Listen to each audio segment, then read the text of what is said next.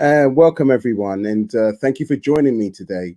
And no, you're not in the wrong place, you're in the right place. This is the Caring View itself. And today we will be sharing and joining in the Black History Month celebration in the UK. Really give thanks to both the Caring View itself and both Adam and Mark for having me today. And today you'll be honored to be shared with an array of speakers today from those who are doing many great things across social care. And why are we here? Well, if you haven't heard, it's Black History Month in the UK. And it's something that has started around in the month of October. It started out in 1987, and it came around through the 150th anniversary of the abolition of slavery in the Caribbean. It was arranged by an individual by Akiyaba Adesebo, who came into the UK. And he chose October because it's when the African chiefs and leaders gather to settle their differences. And so he chose this month to reconnect with Black people's roots in the continent. And it's a time for national celebrations with aims to promote and celebrate the contributions of those with African and Caribbean heritage to British society and to foster an understanding of Black history in general. So each year it represents a theme, and this year's theme is reclaiming the narratives.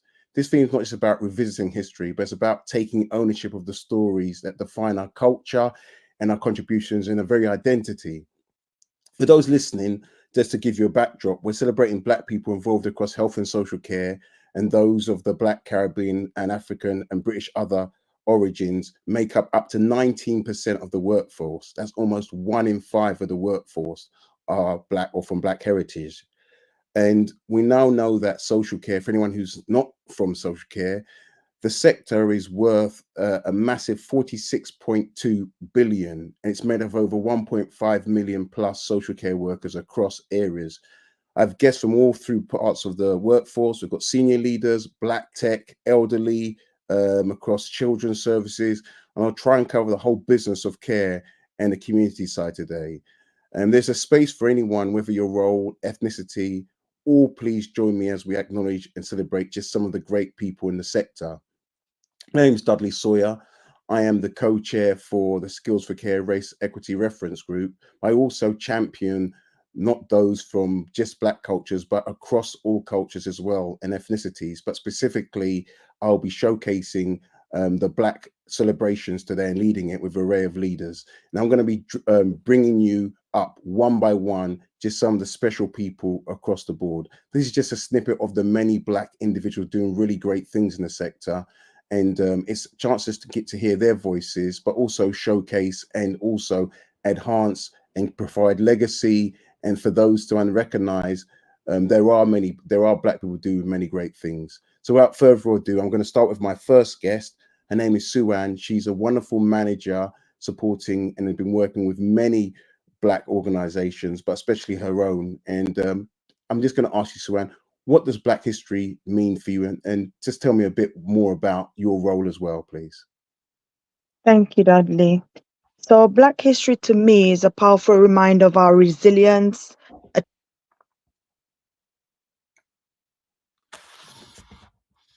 Hello? Hello? Yes, go ahead, Sue-Ann. Yeah, so it's about recognizing the incredible contributions of Black.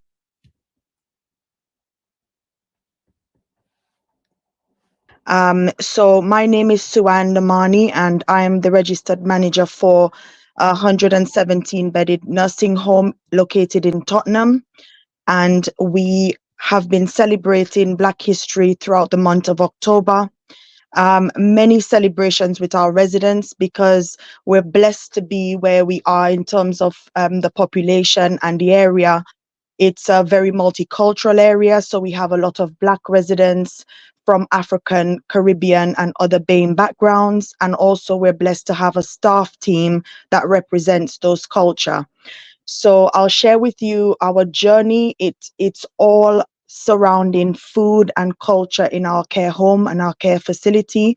We do one cultural event per year, per annum, And that's really to showcase all the different cultures, the different countries that people come from, and to get the residents to obviously participate in that and share their lives and their journey as well. So this month, because Independence for Nigeria, we do dining around the world. So today our residents for their supper club enjoyed dining to the country of Nigeria. And today at mealtime, they enjoyed things like egusi soup and pounded yam, and also puff puff, which is one of my daughter's favorite. It's like a small, doughy type um, uh, sweet or treat. So the residents enjoyed actually two blends of that. One's a Ghanaian and one's a Nigerian version of puff puff, which one came with ginger and pepper, and the other one came with cream and just sugar and spices. So it's just a little kind of idea of some of the things that we do at our nursing home. We also celebrate staff, and this is important because we always feel that the staff are at the center, and if we put them and their well-being, they would obviously use themselves to obviously impact the residents. So with that, what we do is celebrations within the teams. So we do cultural events, we do celebrations of different types of food. So people are trying out different things in the kitchen. We ask the staff if they're from a certain culture that the resident belong to, are they willing to come and share some of their techniques and the ways in which that they cook? Now, food brings us together at my care home. There's never a dull movement because we're always trying to celebrate, and food is always at the top of the agenda. So I know I don't have a lot of time left, but just wanted to say one last thing. It isn't just a month that we celebrate Black history, or that culture is part and parcel of what we do. It's a daily reminder. So from the way we assist our residents with personal care based on their culture, the way that we do their hair care. So we have staff braiding clients' hair because they understand how to maneuver and take care of black hair. We also use the types of products that the residents would be used to. So your proper natural castor oils, your coconut oils, etc., to stimulate growth. And all of the staff take an invested interest in a client if they are from their same culture, so that they can actually support them to maintaining that cultural element. We also do cultural diversity and cultural intelligence training for our staff, which is a mandatory training. Every single person has gone through a tier program with Dr. Myers, and then they led on to actually having one-to-one sessions with a therapist to just unpick some of those things that they may have gone through as an international recruited staff coming into the UK for the first time. So I would like to now hand over, because my time is tight, to my next speaker, who is Carl Case. Carl Case. So I'll welcome him to the floor. Thank you. Thanks very much for that, Suwan. And I'm already jealous with the meetings of the puff puff, and you can share us the recipe at another time. Thanks. Thank you, Carl. So as a director of Cultural Poet Resources, tell me a bit about what Black history means for you, and a bit about what you do and how that resonates with you. Okay, thank you, Dudley. I do a lot of work around dementia. So in regards to Black history, what does Black history mean to me in regards to dementia? And I can sum it up in 3 words: Dr. Solomon Fuller. Now, I can almost guarantee that very few of you have heard of Dr. Solomon Fuller. All of you will have heard of Alzheimer's disease, which was named after Alois Alzheimer during the early 1900s. Now, during his early research, Dr. Alzheimer recruited 5 key people as his assistants. One of them was Dr. Solomon Fuller, an African, a librarian, who joined the team and was a key member of the team. Let me just share very quickly how key he was. In 1912, Dr. Solomon Fuller produced the first comprehensive review of Alzheimer's disease at the time. In 1912, sorry, I forgot to mention that they were studying in Germany, the University of Munich. So everything was written in German. All the research studies written in German. So in 1912, Dr. Fuller translated for the very first time into English all the research studies. Dr. Solomon Fuller, in 1912, also described the 9th case of Alzheimer's. He was a key member of the team. Not many people have heard of him. He's been overlooked, underreported, and forgotten by so many. So how does that link into dementia care and support today in 2024, 110, 120 years later? It does. When if we look at the research now, remember Dr. Solomon Fuller was one of the early researchers. When you look at the research now, here throughout the UK, people of African Caribbean background are 22% of the greater risk of developing dementia. And also we are dying at a younger age and living for shorter periods than our white friends and neighbors who are similarly diagnosed. So once again, this statistic has been overlooked. So as a result of that, interventions which can slow down the decline, which are culturally appropriate to ourselves, are being under-researched. There's very little there. There's a massive vacuum. So for argument's sake, in regards to reminiscence therapy, reminiscence therapy is an intervention used to help to stimulate the brain and help to slow down the decline. So when it comes to culturally appropriate resources, when it comes to reminiscence therapy, when you go to daycare centers and people are singing Vera Lynn and doing the okie dokie, a lot of our elders just can't relate to that.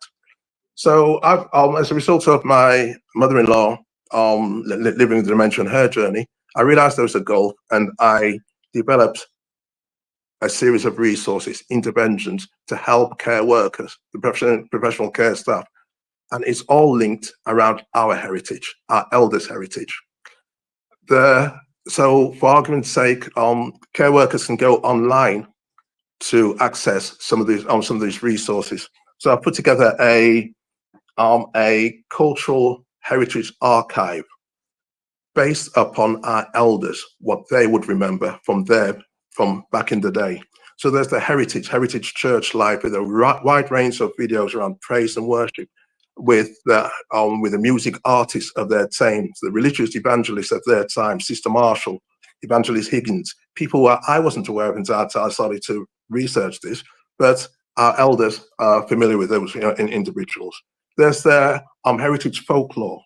Yeah, so whether it's the rolling cars from Jamaica, the moving coffins from Barbados, the Kanema from Guyanese, the Papawa from Trinidad, all these folklores, these stories which our elders were brought up with, when care workers go on site, and it's not just care workers, it's the family and the grandchildren, because there's a big cultural gap as well between our elders' early experiences when they grow up in the 30s, 40s, 50s, 60s in the Caribbean, and those who are born and brought up in this country. So these are all heritage interventions which are key to developing meaningful engagement between care workers and elders who are from African and Caribbean backgrounds. There's also a virtual museum tour, the Windrush virtual museum tour. And what I'll do, I'll put the sites there online. Sorry, I'll share the sites with you so that people can access these sites. So yeah, care workers can sit down with individuals, Caribbean elders, and do this museum tour. Yeah, where there's a wide range of videos telling different life stories of people of Caribbean heritage, their life stories, their heritage, their stories. Dudley, just remind me how much longer have I got? Just a few more minutes, just a bit more to tell me about what Black History Month means for you as well, then, Carl. I know you've got a rich history of dealing with bringing and supporting the Windrush generation. You've put the museum together. So tell me a bit more what Black History means to you and the impact of it. And then, you know, you've got a couple of minutes. So just share with us what it means for you deeply. Right. There's our long history, which we are totally, a long African history, which we are, many of us are totally aware of. Yes, for many people, African history started with enslavement. Yeah, and ironically, when it comes to the ancient civilizations of Egypt, yeah, Egypt seems to be detached from Africa in many people's eyes. So there's that aspect, but also there's more recent history. Yeah, the history of our elders when they first came over here. Yeah, their British working class, Windrush working class histories is British social history. Yeah, so it's important for their histories, our elders' histories, to be recorded. Yeah, it's important for them to be shared.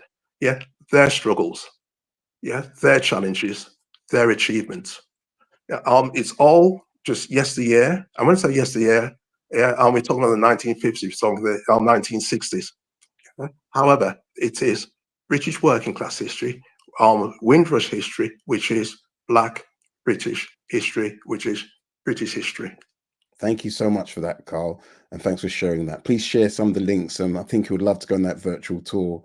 And as we're moving on very quickly of the wide range of individuals, I'll be calling up Trisha next, if that's okay. Thank you very much. Hello everyone.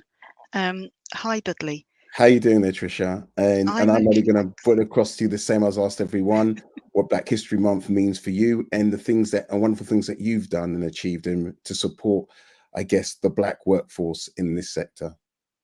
Okay, well, Dudley, it's always an honour to join you, and I'm especially excited to hear about the other guests as well. So for me, the theme is not just about revisiting history. It's about taking ownership of the stories that define our culture, our contributions, and our identity.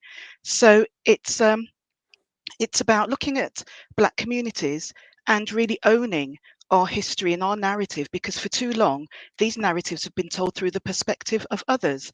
And you know, this theme really resonates deeply with me excuse me, both personally and professionally, because as a Black woman, social care leader, I am acutely aware of the power of narratives in shaping our identities and our communities, and indeed our futures.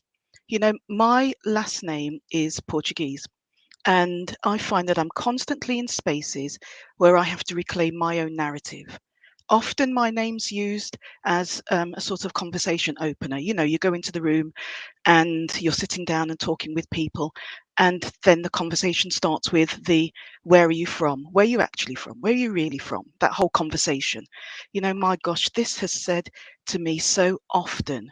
And people who may be curious, they want to explore my family history, but regularly the conversation then turns to the atrocities of the slave trade. And my last name being Portuguese, they start to weave that in and bring that in. And I'm constantly sitting there thinking, are you trying to shape my narrative? Are you telling me about my history? And is that all I'm reduced to every time? I'm reduced to that legacy of slavery, as if that's all there is of me and the history of my ancestors. You know, we come from powerful people, and we're often reduced down into this single narrative. And as the novelist Chimamanda Adichie reminds us, there's a danger in only being interested in or wanting to hear a person's single story or narrative, because we're often misrepresented. Our lives, our cultures are made up of so many overlapping stories, rich and positive stories. And so, and there's a lot of Black individuals who've made a significant contribution to societies the world over, technology, just advancements that we don't hear about and our children don't hear about. So a few years ago, I decided to reclaim my own narrative, because people are always putting their own stories and spins on me. So I shared in previous Black History Months, I shared about my great-grandfather, who was actually from Madeira, and he moved to Antigua, met my great-grandmother, they got married. My father grew up with them. And then previously I shared that my grandfather, so his son, my grandfather, was the first Black officer in the Bermudan Armed Forces. And the newspaper reports at the time said first Negro officer. And you know what? He was actually held back a year. The military did not want to make him an officer. And so imagine that. They held him back simply because he was a young Black man. But in the end, they had to concede due to his merit and ability, and they made him an officer. Now, my next generation is all male. Me and my siblings, we all have sons. So for me, this month, it's a reminder to them that their great-grandfather was who he was. It's a reminder of the resilience, the strength, the brilliance of the Black community, and that someone somewhere may also put obstacles and challenges in their way, in their career journey, but they can also overcome this and create their own narrative. So that's why my grandfather's story is what drives me, because today, still Black and global majority people, we're still being held back in our careers, still often being denied the opportunity into leadership roles, because others, the decision makers, they're able to make that decision unchecked because they can. And so, let's not kid ourselves. This is real. It continues to happen. We're reduced to a single narrative.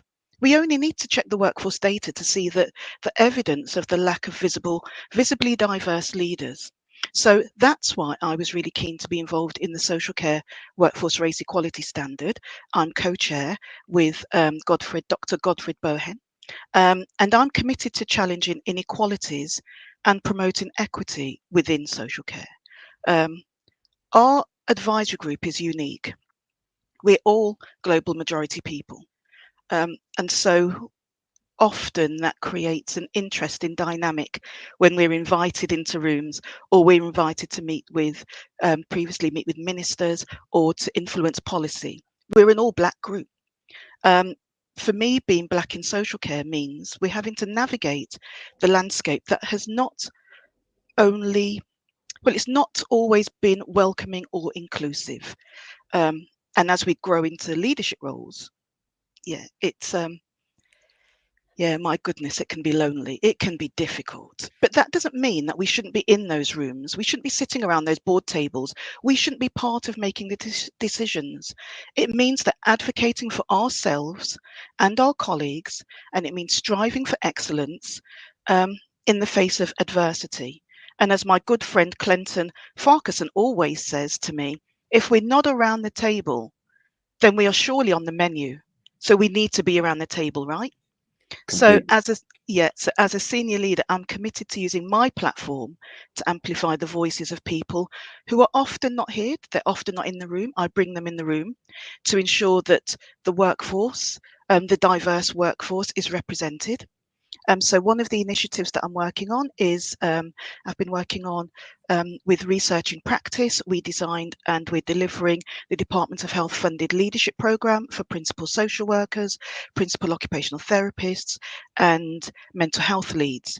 And this time, for the first time, I'm so proud to include, there's a cohort of global majority people who are aspiring into these senior roles.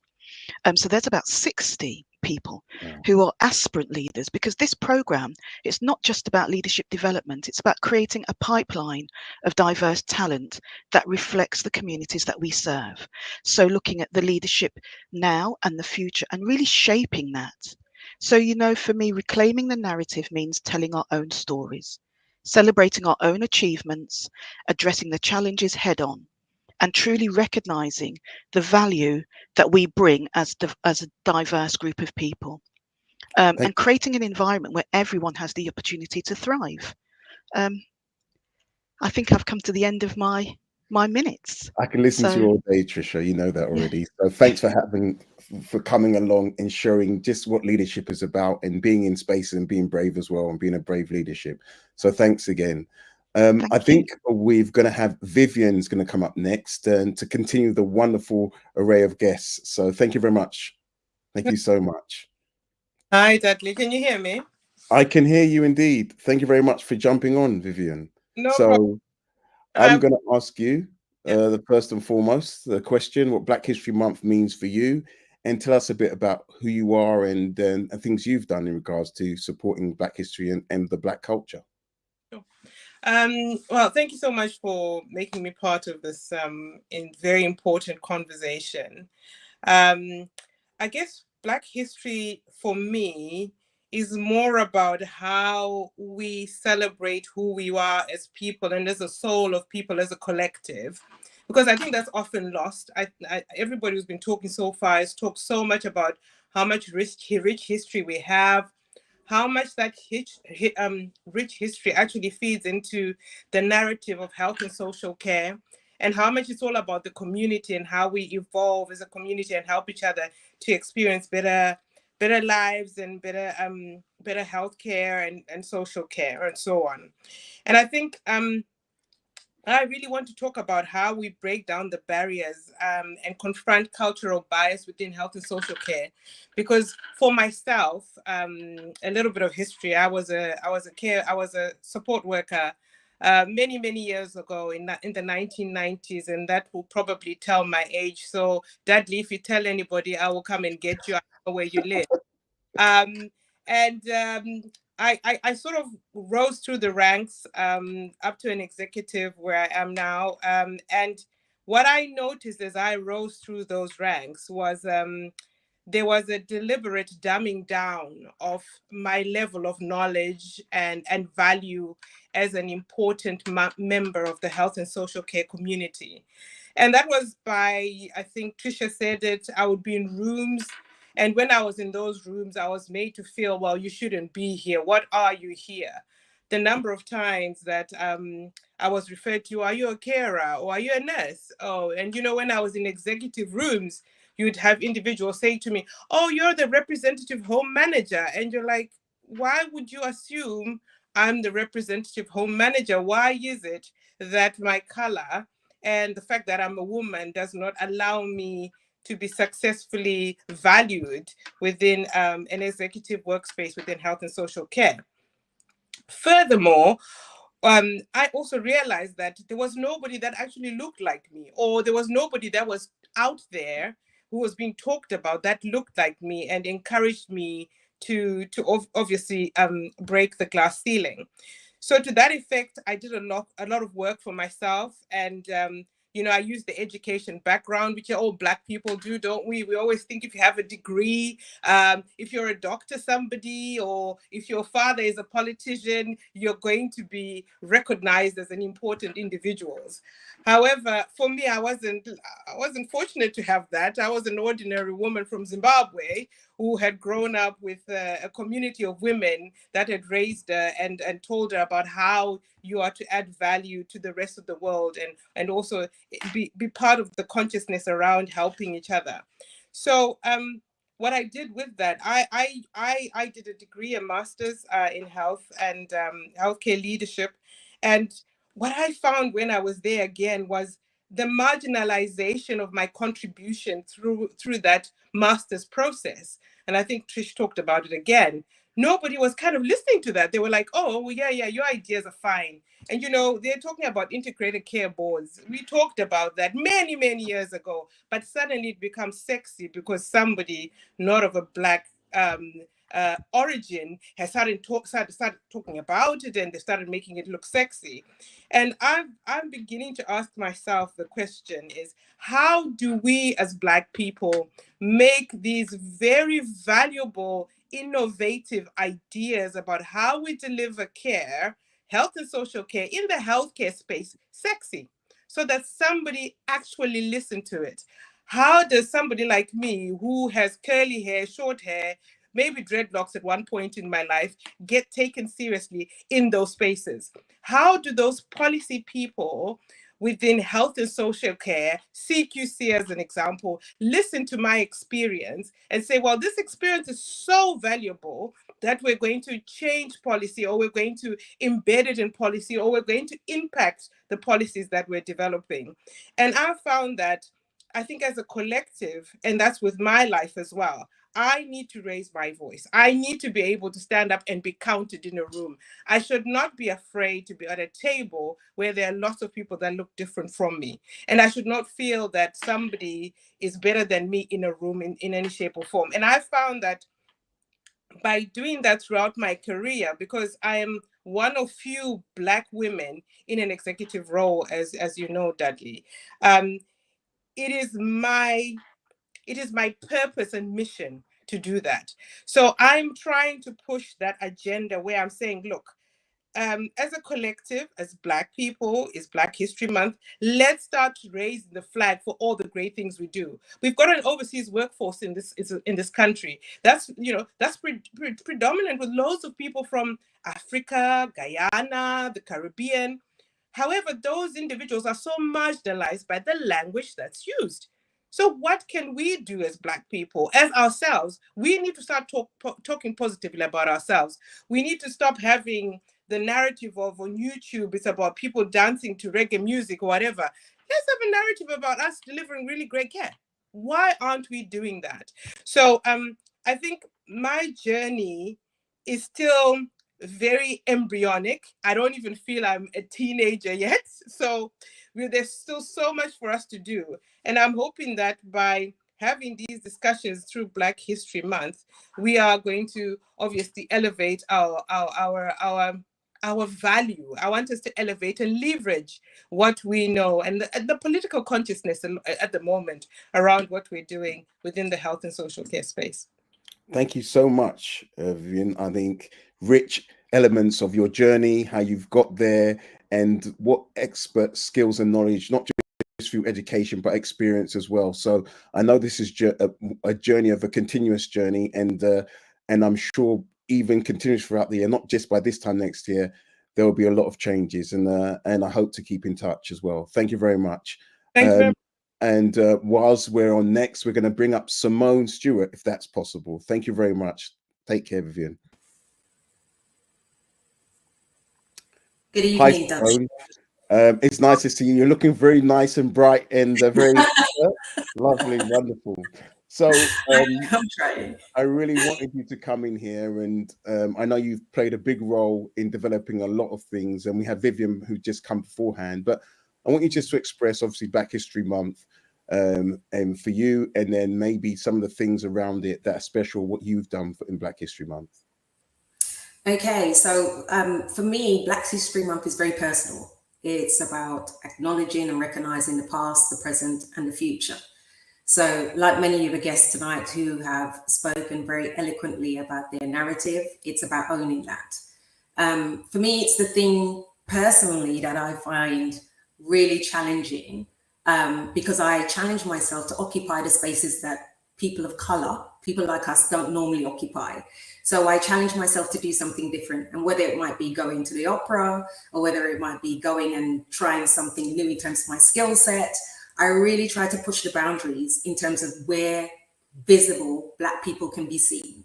And so for me, it's Black History Month is about celebrating that. And really, for me, it's what we need to do as a collective of people is to occupy that space. Very much like Vivian and Trisha said, and I want to acknowledge in this space very much that some of the work that I've done has been led by Trisha. And we've worked collaboratively when Trisha was the director at Skills for Care. So I do really want to acknowledge that in this space, from one beautiful Black woman to another. But for me, I think it's what we do in Black History Month is important. And it's important so that we can really represent, so that we can really have a voice and a seat around the table. Skills for Care, like many organizations, are doing a series of things, including blogs, writing articles, videos, to celebrate Black History Month. But I don't just take it as the month of October for Black History Month. I celebrate Black History Month every day because I'm very privileged. I'm privileged to work with some of the most beautiful, talented Black leaders in health and social care. As you know, Dudley, I manage the Moving Up program, and it's a program that's been going for 12 years. And I've learned a lot. There have been some phenomenal people who've come through the program, who've gone on to do some extraordinary things. And like Veronica, like Vivian has said, it's challenging when you get into that role. It's challenging when you occupy the space of being a senior leader.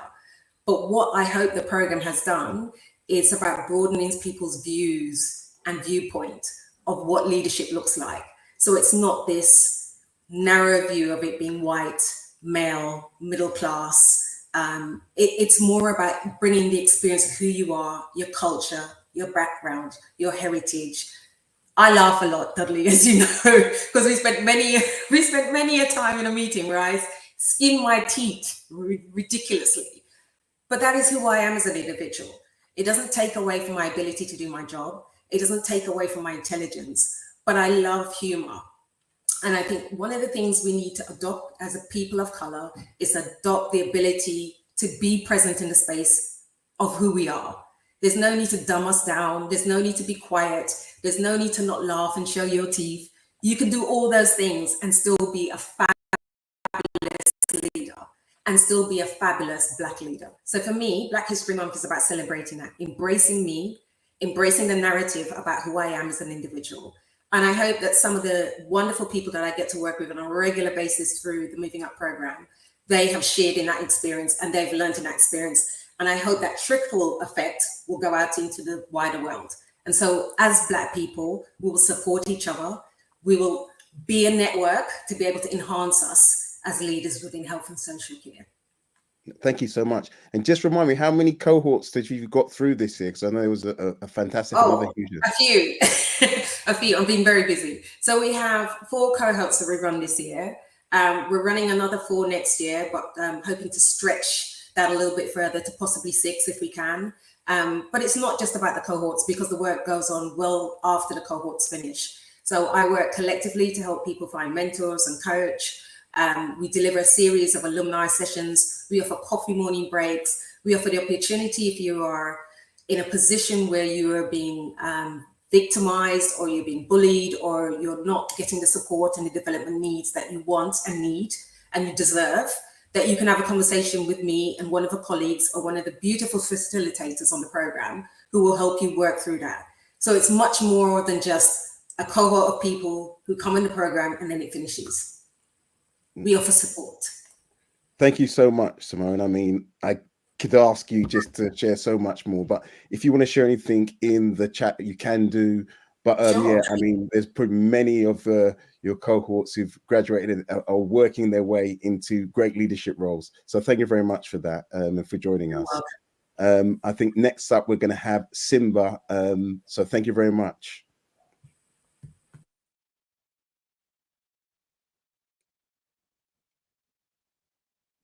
Welcome, Mr. Simba. You're just on mute, so you're the first one. All right. Okay, so can you hear me? Okay. You've kindly graduated from an apprentice to director. So I'm going to let you just share with us your sort of thoughts around Black history and some of the things you're doing in that role. So thank you very much. No, thank you. Well, good evening, everybody who's listening, and Dudley again. Thank you for letting me be a part of this conversation. I think Black History Month, obviously, for all of us is really important. But for me, in a nutshell, it's essentially celebrating our ancestors, what they did, what they experienced, right, for us to be where we are in the present day. But then it's also up to us, obviously, to kind of take on that baton, take on that mantelpiece, and for us to kind of shape our own future, like what somebody else said before me.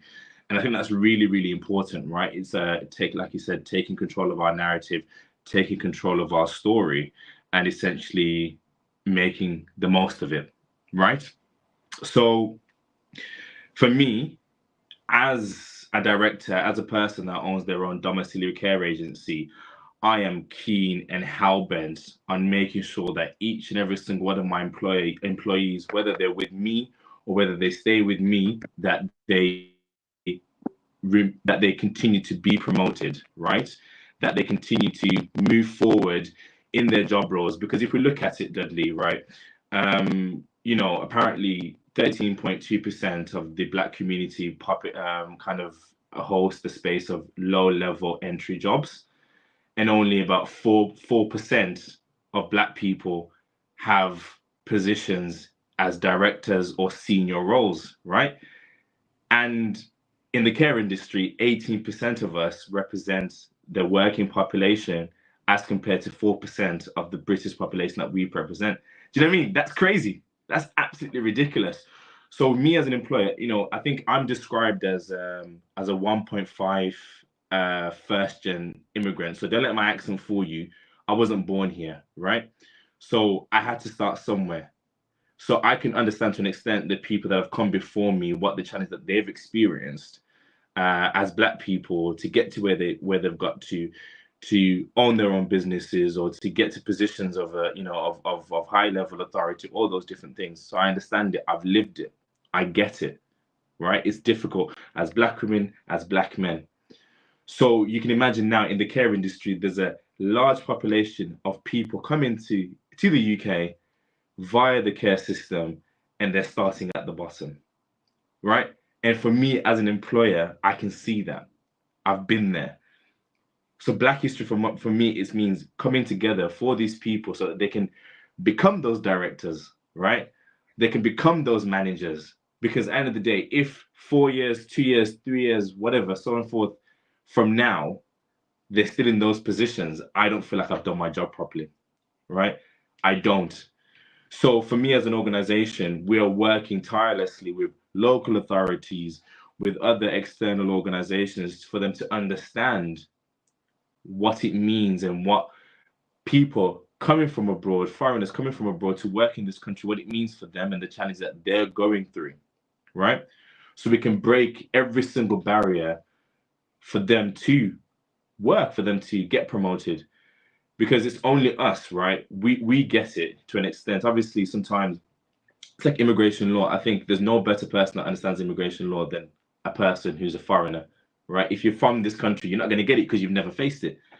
So it's up to us to break those barriers, right? So that people can move forward. And I think, you know, I've seen a lot of people struggle, especially within our Black community. So for me as a person who's in this place, I think it's important to break those barriers. I think it's important to work with people, because that's exactly what it is, right? We're facing barriers. And Black History Month, especially for me growing up, you hear a lot of the times you're being taught, oh yeah, it was all about slavery. But actually that's not only the story that we have. That's not our only narrative, right? We need to be celebrating those successes. We need to be achieving the things we know that we're capable of, right? I think Carl mentioned it earlier. I think he mentioned Solomon Fuller. There's a long list of people that I can sit here and name, right? In terms of the people that have paved the way, specifically within the healthcare industry. It's absolutely ridiculous in terms of the people that we know have paved the way for us, but we're never taught them. Yeah? We're never taught them. We don't know who they are, but we're only maybe taught about a specific, maybe academic agenda that necessarily doesn't include Black people. So for me, I consider myself what I want to consider myself anyways as an educator, right? For those that are coming with me and for those that are going to come before me. Because at the end of the day, right, I think between us, people that have spoken, people that are listening, they all have children, right? And essentially we want to make sure that the world that we live in, the place that they're going to be working in, accepts them and knows them, and they don't have to change who they are. They don't have to kind of paint this picture of what they believe, perhaps the white society accepts of them. And for me, it's quite personal, right? In the sense of my mom, she felt ill and she needed to go into a care home. But often you find that it's difficult because they don't understand her needs. And I think it was Vivian earlier who mentioned that you've got carers braiding their hair, right? Yeah, you've got carers understanding the care needs of somebody who's of that background. And I think that's important, right? Yeah, because it's about that experience that you have, that you face, and that you kind of go along with. Because at the end of the day, you're relying on other people to support you with your care. And I think that we need to represent in the care industry as best as possible, and that's within managerial roles, and that's within maybe multidisciplinary teams. We're understanding what we need as a community for us to thrive, for us to succeed, and for us to do better for our future, essentially, as well. But I think that's the key. That's the thing. I'm driven, and that's my goal, to make sure that anybody that I come across, anybody that works with me, they get into a role where, do you know what I mean, they can have a say rather than remaining at the bottom. We need to break those barriers 100%, and we all need to work together for that to happen. Thank you so much, Simba. And I think Alan Sugar missed out on a great one there. So other than that, thanks again, and we will catch up and continue the journey as well, everyone. So thank you again. And next, I'm going to call up Francis if he's available to share what his Black history means to him as well. If Francis is still. Thank you very much, Francis, for joining in. And I guess the same question as to everyone. And I see you're carrying your award with you at the back end of you. So probably you beat me to it. But yeah, just explain who you are and what Black history means for you, and maybe beyond that, and maybe your award and how you got here. Thank you so much, Dudley, for having me on the program. And it's really, really good to listen to the people who have spoken before me, especially Simba. He's sort of mentioned a value that I reason with about seeing people develop.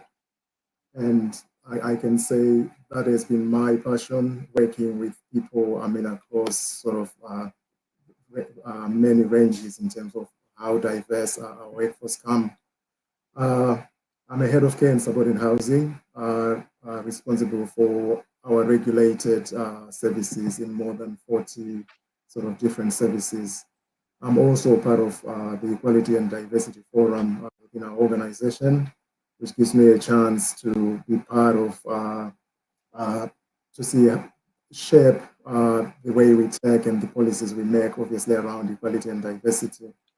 Coming to Black History Month, what that means for me, I sort of link it with me winning the award.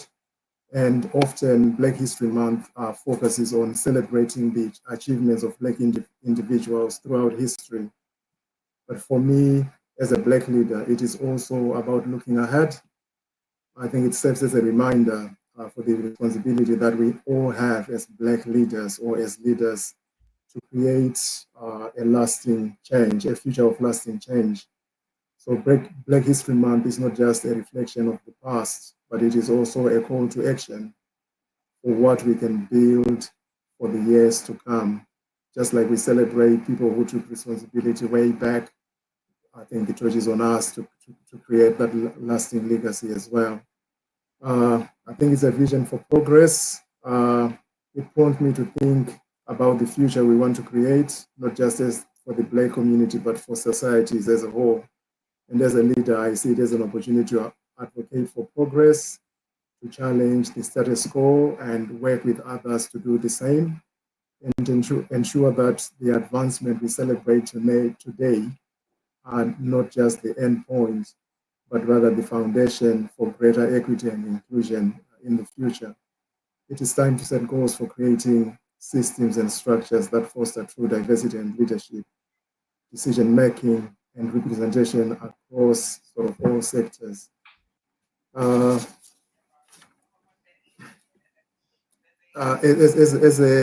a leader, I see Black History Month for me is about building the legacy of those who came before us while envisioning a future that surpasses the milestones that we celebrate today. I think it is about ensuring that the progress of tomorrow reflects a world where equality, justice, and opportunity are not just aspirations, but we can make it a reality.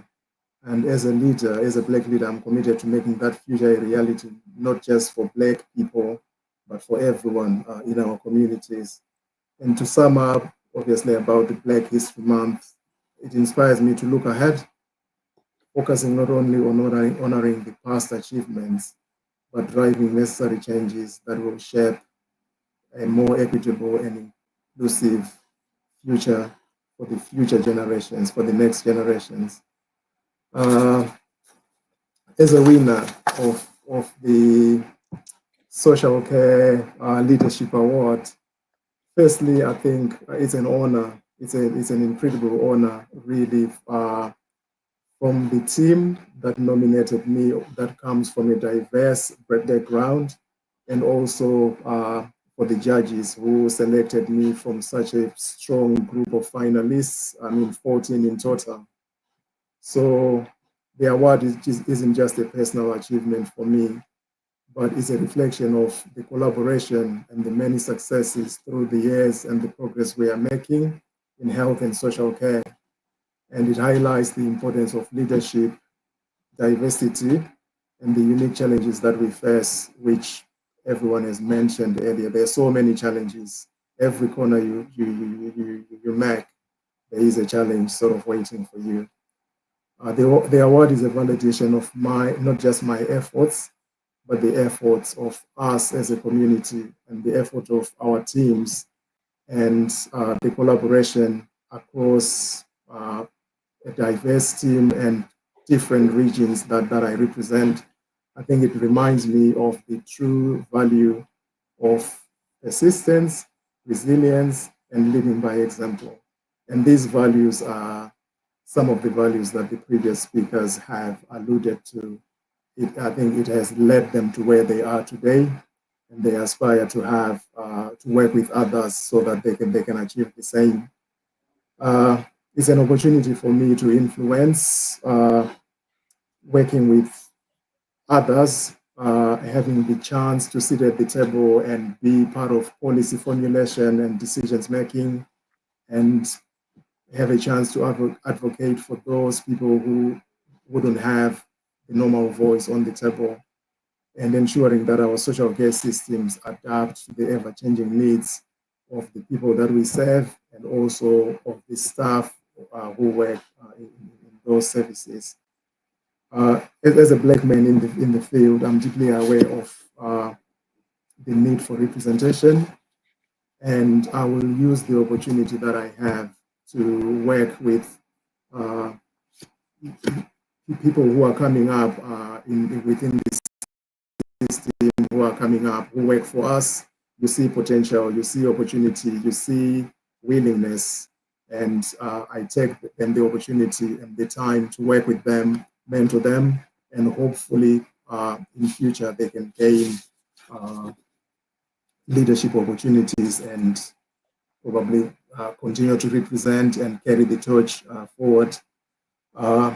And looking ahead and going forward, I'm committed to not only drive operational excellence, but also changing the systems that we work with, ensuring that the leadership roles in health and social care are more accessible to the groups that are underrepresented. And I'll just do the best I can and work with the right minds, and also hope to inspire the future generations into this. Part of my mission now is to support and mentor upcoming leaders. Like I said, you can identify them. There are a lot of leaders out there, and sometimes all they need is a push in the right direction, and they can excel, they can prosper. I mean, thank you very much for that. I think, Francis, that's been just wonderful, not just the winner, but also giving back. And thank you for sharing that, your journey. I think there'll probably lots of now knocking at your door to see how they can win awards like you as well. But thank you very much for joining and sharing that. And of course, continue the success, not just in this month, but continuously all across the board. So thank you again for that. Next up, I believe we have Ola Yinka to come in. And if she's kindly there, and I guess she'll get to share some of the great work that she's been doing. Welcome, Ola Yinka, Thomas. Please, by all means, you can share what Black History Month means for you and some of the things that you've been doing or are doing presently. Thank you very much, Dudley, for organizing a very important discussion tonight, and thanks to all the people that have spoken before me as well. There's a lot of things about Black History Month. Some people may say Black History Month is a reminder that the Black history obviously is an integral part of the broader historical narratives Some call it a call to action as we continue to advocate for Black people. And we're changing the narratives, which is a theme for this year, and of what is being celebrated as history in modern society. However, to me, Black history, I believe, is, aside the fact that it is a time that is set aside to honor Black people in the UK, not just in the UK, but for the world. However, it still saddens me that out of 365 days a year, and sometimes in a leap year, 366 days a year, only 31 days are dedicated to celebrating our significant impact in our society. But this serves as a reminder, even though it's 31 days, it's fully dedicated, but it serves as a reminder of my identity and our contributions, which I believe are often overlooked. To me, it seems like a crumbs of compassion that is thrown from the table of someone who still considers themselves or herself or himself as our master. And that is the word of Desmond Tutu. In the word of Desmond Tutu, he said, "I'm not interested in picking up crumbs of compassion thrown from the table of someone who considers himself my master. I want the full menu of rights." And what do I mean by that is I look forward to a day whereby it's not just Black History Month, it's not only celebrated in the month of October, but equally celebrated every day of the month. I'm looking forward to a day that we, as a Black person, we are not only winning awards for being diverse, for under the diversity, inclusion, and equality section, but we are also winning awards for valuable contributions in innovations, in creativity. For example, a lady named Robbie Jackson that have just created a fantastic app that is supporting the individuals in the maternity ward, supporting Black women in the maternity ward. I look forward to a day where she will not just get an award under the diversity category, but for her innovative abilities. So reclaiming narratives in the context of Black women in care, it involves taking control of the stories and experience of Black women within the health and social care system. That means that we are highlighting our unique challenges, celebrating our contributions, and ensuring that our voices are heard and respected.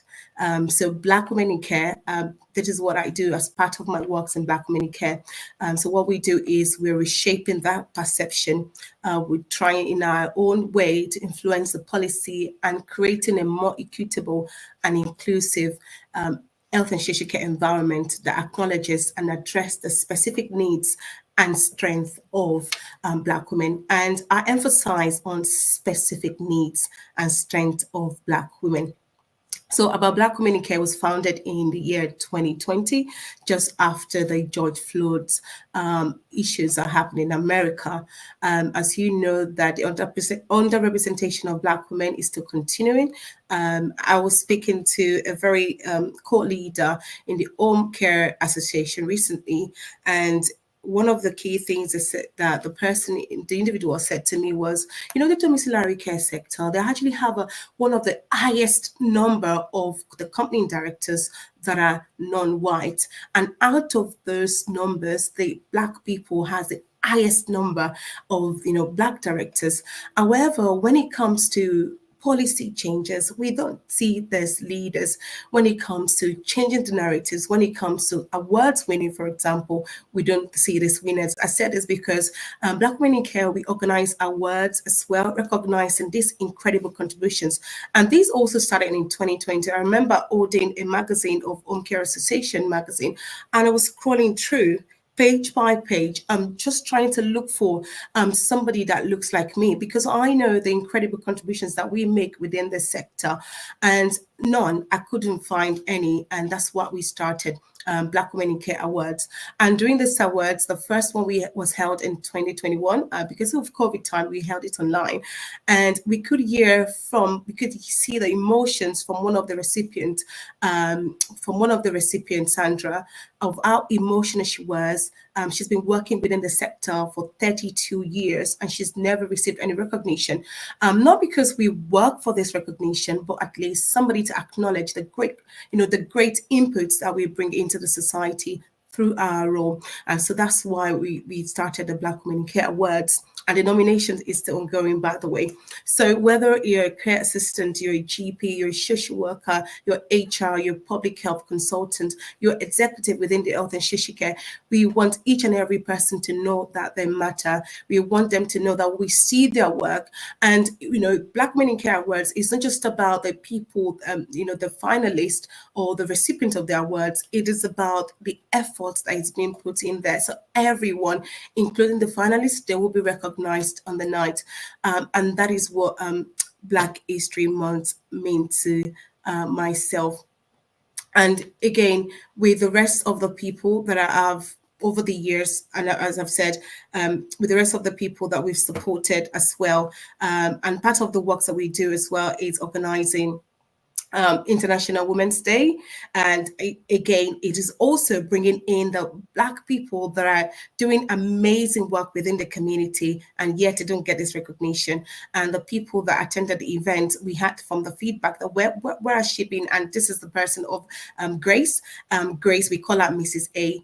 Grace A. I would not try to pronounce her surname, but her name is Grace. We call her Mrs. A, by the way. And it's just to see how incredible our contribution is within the society through the health and social care sector. However, we don't get to see it outside. We don't get to see these contributions. And this is even from our staff members. Imagine somebody as a director that we're yet to see our work. Now imagine somebody being an international care staff as well. Imagine, so we will not even hear of them. And that's why we also support international staff members, because the narratives, the misconception is not just about the directors or the people that are in top positions, even the carers that see in the first hand of it.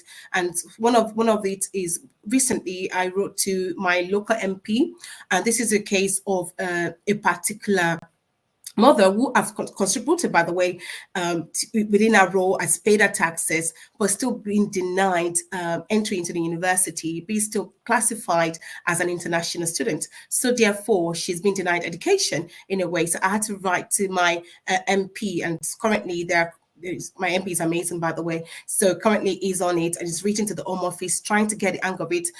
Whilst we're waiting for that, we are to support other people as well with scholarships.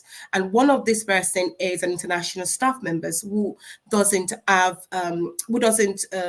qualify at the moment for funding. And that's one of the things that we see as Black people, Black directors, especially within the domiciliary care sector. That's what are some of the things that we see. Skills for Care, actually, through Trisha, thank you very much, Trisha. We created awareness about the WDF funding, because some of the directors as well, they don't have an awareness of this. And we were able to also create a lot of awareness about this funding. So it's not just about, what we say, it's about how we say it, and to the people, what language are we speaking to us? Is it a language that people understand within the society? So, and especially within the Black community. And that is why Black Women in Care is there to speak, the language that the people understand, to support them in the best way we can, to empower individuals that work within the Black community. So that is what we do, Dudley. So thank you so much. Please do share in the chat and tell us when the awards are and nominations, so people are aware of it, because I think people will be itching to join. When is it again, the awards? So the award is on the 29th of November. Okay. And I will share the link for nominations. So there is a self-nomination. You can nominate yourself, or you can nominate your colleagues, and you don't have to be a Black person to nominate, by the way. So you can nominate your colleagues that are non-Black, but you're a Black person. As long as you have a connection with a Black person, you can nominate yourself. Thank you so much, and really continue the great work at Black Women in Care. Thank you so much. I think my next guest is Tapelo, if she can come up. I know that we are running short of time, but I think we've got a few wonderful, great speakers left. So I'll try and get as many in before we hit our sort of 9 o'clock sort of hour. So, okay, Francis, no. Is Tapelo in there? Or if not, we'll go to Maha if Tapelo's not available. Oh, thank you very much and welcome. I don't know, I should get one of these bright backgrounds everyone's got. I think it's wonderful. So thank you very much for joining and really proud to have you here. I'm not even going to spend too much time. I'm just going to ask you quickly what Black History Month means for you, and then you can share some of the wonderful things that I think have been really great. And so anyone knows, it's a tech spoiler alert because I said I'm going to cover as many things as possible. So we've got tech in the building as well. So please, thank you. Let me know and share with us your thoughts around Black History Month. Sure. Thank you so much for having me, Dudley. Okay, so what does Black history mean to me? So I've got loads of different thoughts on this particular topic. I agree with everyone's sentiment that, you know, we should be celebrating Black history every single day of the year. It shouldn't just be 1 month, but unfortunately, that's the nature of the situation. We're usually just celebrated in that month and kind of just forgotten the rest of the year. But I also believe that as a Black community, we're not a monolith. We all have our different experiences and cultures as well. And it's all about celebrating our individuality within our Black communities as well. So that's something that is quite near and dear to me. And it's part of why I do what I do. So I actually am the founder of Care Algo, and it's a tech business that focuses on providing people in care with a culturally appropriate care worker. And the way that this idea came to me was that I actually grew up in Tower Hamlets, which most people know is one of the most diverse boroughs in London. And my mum worked as a care worker. And oftentimes I saw people request culturally appropriate care from all different backgrounds. And, you know, the care agency, they didn't really have a way to find culturally appropriate care for people. And they would always call up my mum and ask, you know, do you speak this language or do you speak that language? You know, if you're Somali, do you speak Amharic? Do you speak Swahili? Do you speak this? So they didn't really understand that different, communities have different languages. I'm going to stick to Black people for now because it's Black History Month, but essentially, it's this idea that people's cultures aren't important when it comes to care. And I just wanted to find a way to understand why people are not being provided culturally appropriate care and how we can make this more accessible within our communities and how we can utilize technology to do this. So I've just done loads of research around that and just, developed the technology around that and just carried out research. And it's still something that I'm researching and I'm passionate about and just trying to raise awareness. And I've heard loads of interesting stories tonight about, people saying that, they want to take care of people's hair, especially from the African community, but somebody from another community might not be able to deal with Afro hair and deal with things like braids or dreads or, that kind of issue. And it's something that I've come across quite often because when people talk about person-centered care, they, culturally appropriate care is very much a part of that. So it's not just about matching people based on language or gender, but it's about matching people based on things like, their hair and grooming needs, their cultural cuisines. I've heard horror stories where people, have gone to where carriers have told me, I had a woman from this particular background and she microwaved my food and she said it smelled funny. And it's just that lack of cultural sensitivity when it comes to, Afro-Caribbean food or culture. And it's just about trying to make it more, trying to basically raise more awareness around this issue within adult social care in particular. And, we know that within adult services, it's far behind in innovation compared to, the NHS, and the NHS itself is still very far behind in innovation. So it's just about utilizing technology to provide people with cultural competence training and matching people with a culturally appropriate care worker. But essentially just, what Black history means to me is just making sure that we're celebrating everyone's individual Black culture, essentially. But I think that's what I wanted to say on the matter. Thanks, Dudley. Thank you so much, and thank you for sharing that. And I know tech is massive now in the sort of care space, so I'm sure we're going to be hearing a lot more. And as we know, generations are growing.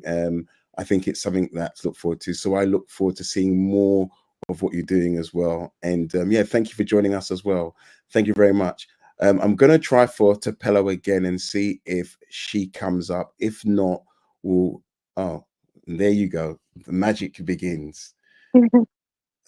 Thank Hello, you very much. Dudley. Hello. Thanks for joining us. I know it's late in the day. Everyone's been working hard. Oh, she's gone. Oh, oops. Okay. Well, if she doesn't come back, can we try Matthew if he is available potentially? You're Hi, on. Dudley. Hi, Dudley. How you doing? Not too bad. And thanks for joining. Thanks for being so patient. I know it's always when you have to wait in the green room. I hope they gave you lots of tea, coffee, and lots of biscuits, maybe. But thanks again, and really great to have you here. As you know, it's Black History Month, and with as most of my guests, just asking what Black History Month means for you, and maybe share some of the things that you've done this month and beyond. And I would love to hear about that. Yeah, sure. So thanks for having us on the show. And it's been great to hear everybody's stories and why they celebrate what Black history means to them. So what does Black history mean to me? I mean, I look at go back to my grandparents coming over from the Caribbean and all the hard work they put in. And then my parents, the hard work they put in to allow us to have the platform where we are today. So it's about the past, but it's also about the future as well. So looking at my son and everybody else's children and saying, okay, how can they leverage our platform? So they're going to stand on our shoulders too. So it's all about, so it's all about kind of, I don't know. Sorry, I forgot stage fright today.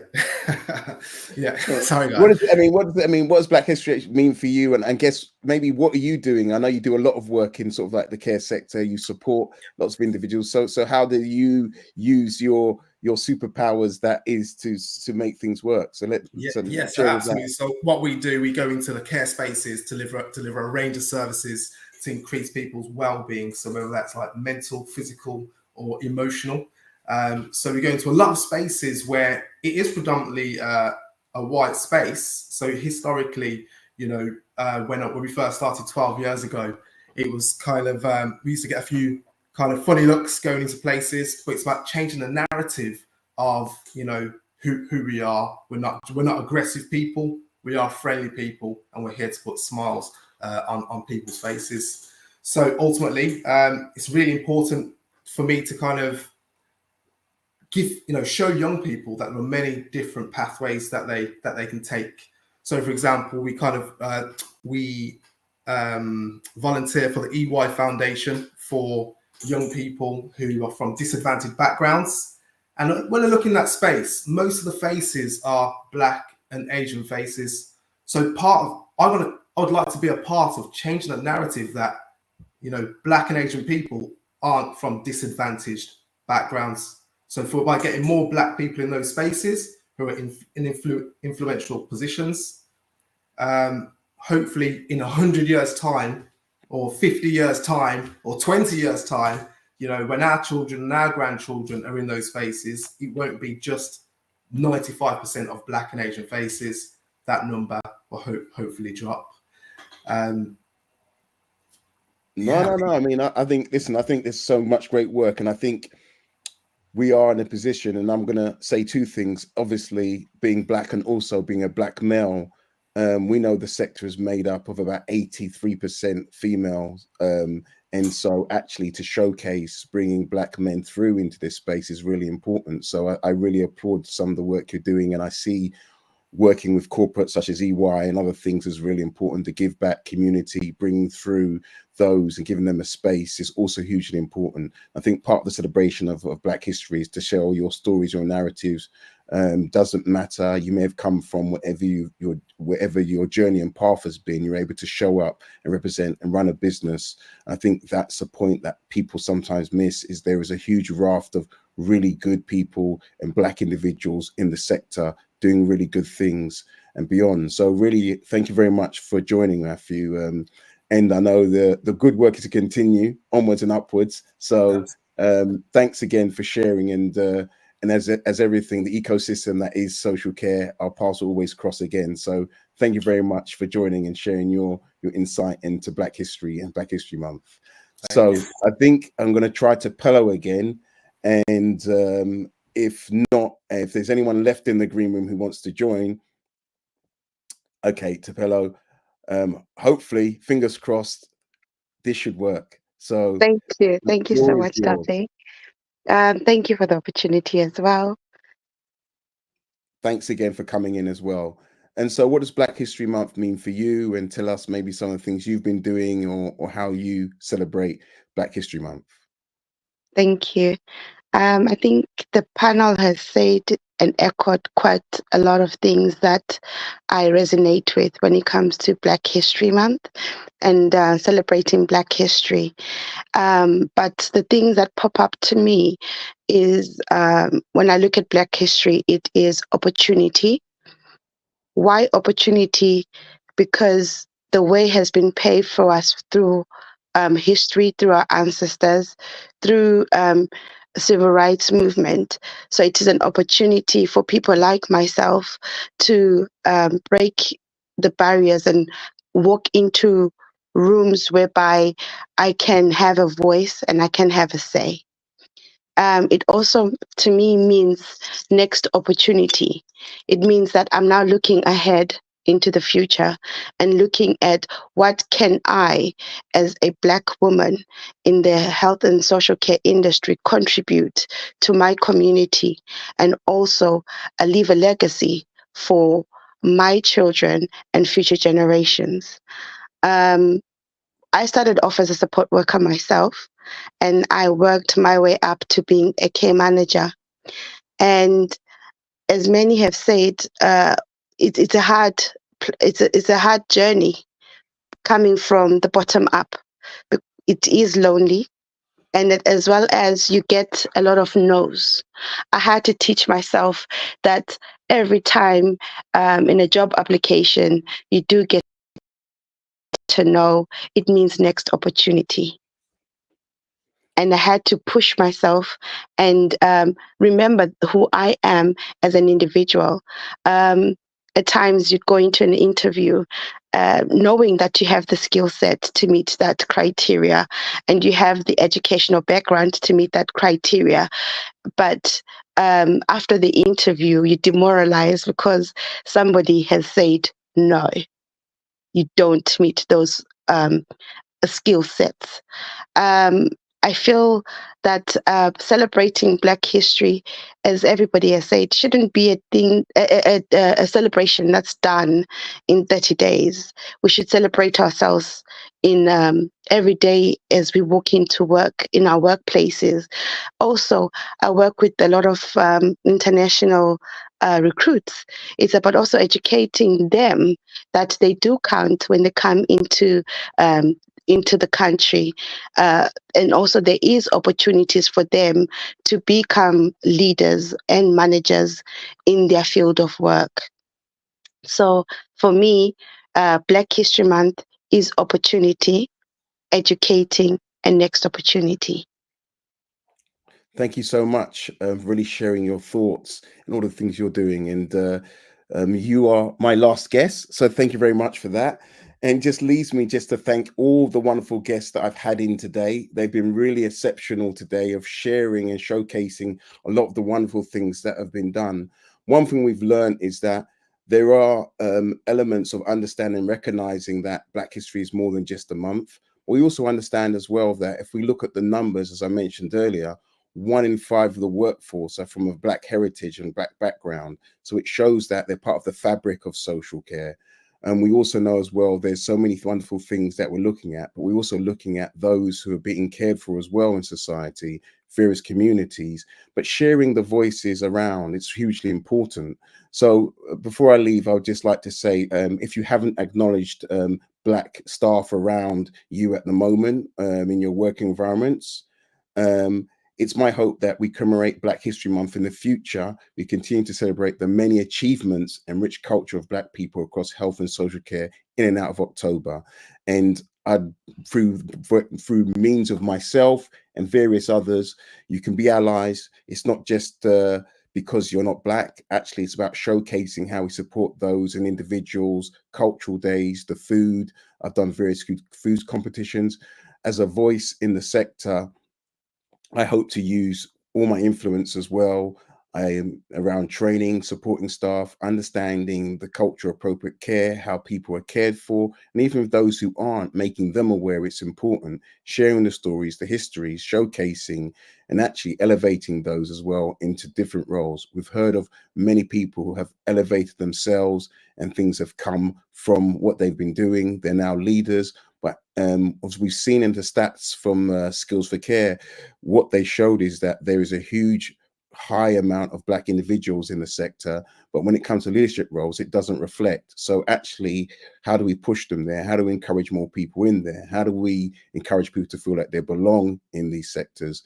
So all these questions you can ask yourself, but let's not make it overly difficult. Let's understand that we can use our cultural competence, cultural intelligence to share elements. Let's work with across the board, because social care is beyond just the actual sector, it's society as well, and it's caring for those in society. The makeup is broad and huge. EDI is one of the bigger things that I really speak about, but it's about showcasing and having more inclusive workplaces and environments. The more people feel valued, they will add value. So thank you very much if you've joined us today on this wonderful sort of wonderful day for me, but month as well. I thank very much for both the Care Review for allowing this again, and every year it just seems to get bigger and bigger. But as I said, it's not just what we do on November the 1st and so forth. So join the Care Review as they share many different topics across the care sector. It's not just about Black History Month or individuals, it's many things about policy, care, support, and beyond. So everyone, thank you and have a great evening, and thanks for being part of this wonderful Black History Month version and takeover show. Take care, everyone.